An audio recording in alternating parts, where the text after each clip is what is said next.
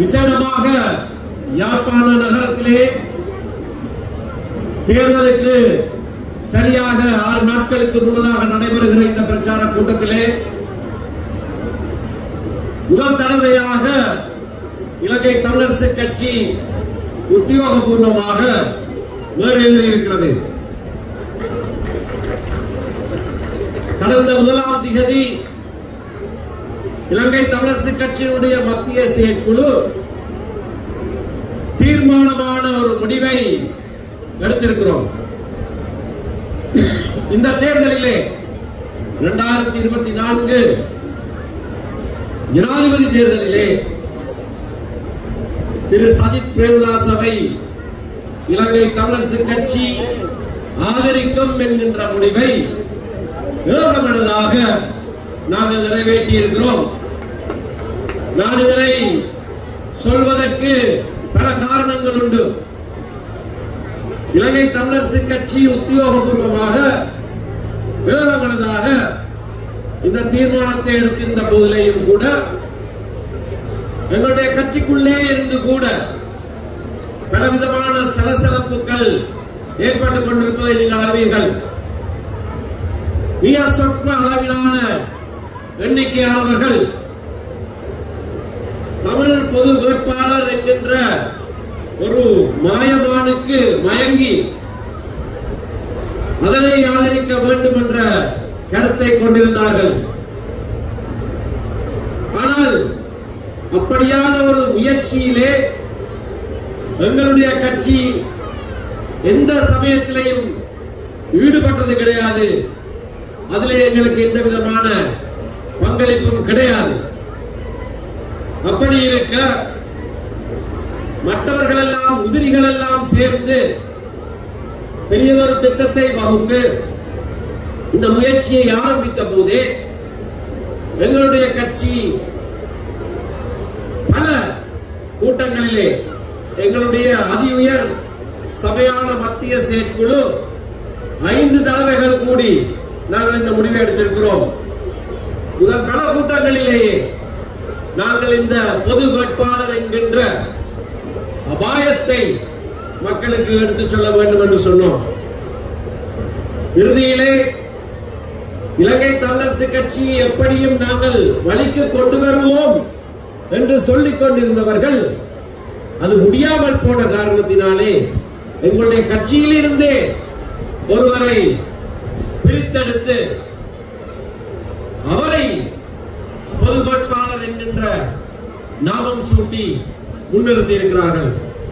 அதை செய்தவுடனேயே அவருக்கு எதிராக நாங்கள் ஒழுக்காற்று நடவடிக்கை எடுத்திருக்கிறோம். அவரிடத்திலே விளக்கம் கோரி கடிதம் எழுப்பப்பட்டிருக்கிறது. அவரை எங்களுடைய கூட்டங்களுக்கு வருவதற்கு நாங்கள் தடை விதித்திருக்கிறோம்.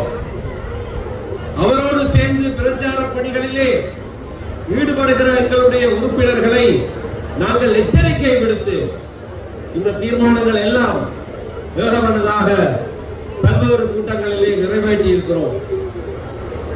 இறுதியான கூட்டத்திலேயும் கூட 4 பேர் மட்டும் அதற்கு ஆதரவாக பேசியிருந்த போது மிகப்பெரிய பெரும்பான்மையோடு திரு சஜித் பிரேமதாசவை நாங்கள் ஆதரிக்கிறோம் என்று தென்பட்டவுடனே அவர்கள் கூட வாக்கெடுப்பு தேவையில்லை, இது கட்சி முடிவாகவே நாங்கள் எடுக்கலாம் என்று சொல்லி ஏகமனதாக அந்த தீர்மானம் நிறைவேற்றப்பட்டது.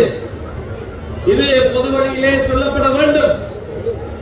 இல்லை என்றால் கட்சி கட்டுக்கோப்போடு இருக்கிற கட்சியினுடைய உத்தியோகபூர்வ முடிவை மலினப்படுத்துகிற வகையிலே பலர் இன்றைக்கு செயல்பட்டுக் கொண்டிருக்கிறார்கள். அவர்களை நாங்கள் என்ன செய்ய வேண்டும் என்பதை நாங்கள் பின்னர் தீர்மானிப்போம். ஆனால் நெருங்கி வந்திருக்கிற இந்த ஜனாதிபதி தேர்தலிலே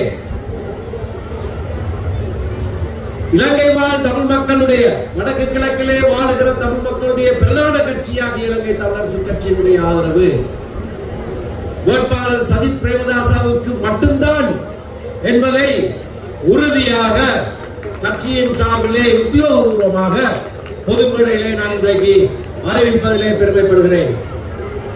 நாங்கள் இந்த தீர்மானங்களை எல்லாம் எடுக்கிற போது பொறுப்பேற்ற விதத்திலே சிந்திக்காமல் இந்த தீர்மானங்களை நாங்கள் எடுக்கவில்லை.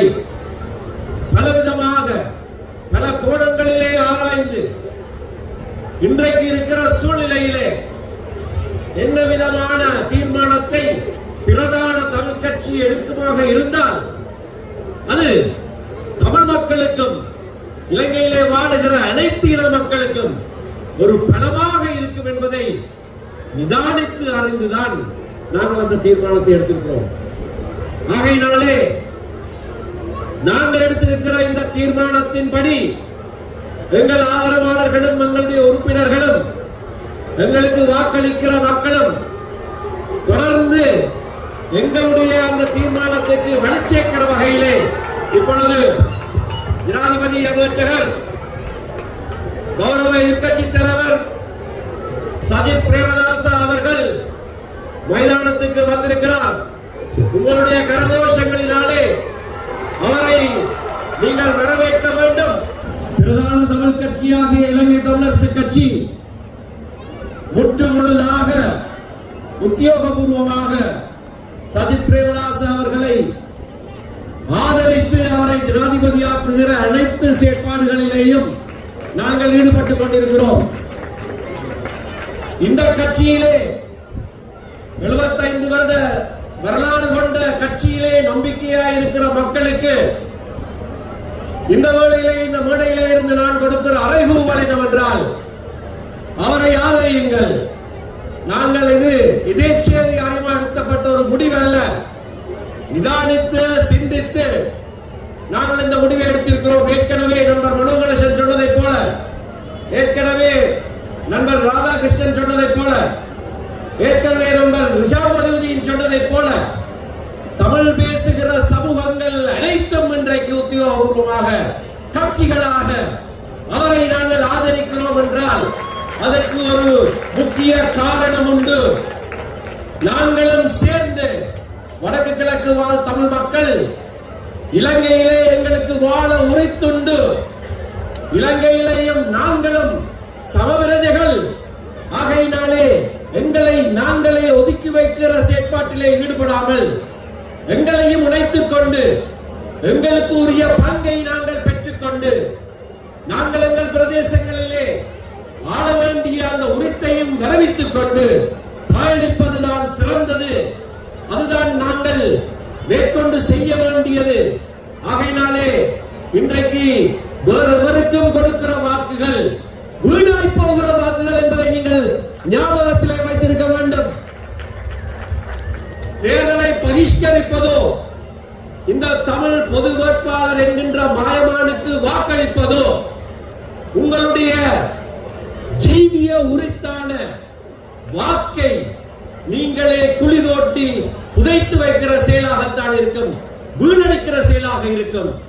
ஜனநாயகத்திலே ஒவ்வொரு தருணத்திலேயும் வாக்களிக்கிற சந்தர்ப்பம் வருகிற போது அப்பொழுதுதான் பிரஜைக்கு தன்னுடைய தீர்மானம் தான் அளிக்கிற அந்த புள்ளடி நாட்டிலே ஒரு மாற்றத்தை தனக்கு விருப்பமான ஆட்சியாளனை ஏற்படுத்துகிற உரித்தை கொடுக்கிறது. அந்த உரித்தை இல்லாமல் செய்வதற்கான பலவிதமான மோசடிகளிலே ஒன்றுதான் பகிஷ்கரிப்பு என்கின்ற கோஷம், மற்றொன்று இந்த தமிழ் பொது வேட்பாளர் என்கின்ற கோஷம். ஆகையினாலே இந்த விடயங்களிலே ஈடுபட்டு உங்களுடைய பொன்னான வாக்கை வீணடித்து விடாமல் மிகவும் உபயோகரமான விதத்திலே அதை நீங்கள் பாவிப்பதாக இருந்தால் நீங்கள் சஜித் பிரேமதாச அவர்களுக்கு வாக்களித்து அவரை ஜனாதிபதியாக்க வேண்டும் என்பதை இந்த வேளையிலே நான் கூறிக்கொண்டு இன்றைக்கு சுமந்திரம் என்ற ஒரு பத்திரிகை நாங்கள் வெளியிட்டிருக்கிறோம். அதிலே உங்களுக்கு பலருடைய கைகளிலே அது கிடைத்திருக்கிறது. அதிலே எங்களுடைய கல்விமான்கள், சிந்தனையாளர்கள் பலருடைய கட்டுரைகள் இடம்பெறுகின்றன. ஏன் சஜித் பிரேமதாச அவர்களுக்கு வாக்களிக்க வேண்டும் என்பதை எங்கள் சமூகத்திலே இருந்து எங்களை சமூகத்தை வழிப்படுத்துகிற பல பெரியவர்கள் சொல்லி இருக்கிறார்கள். அதிலே ஒரு பிரதியை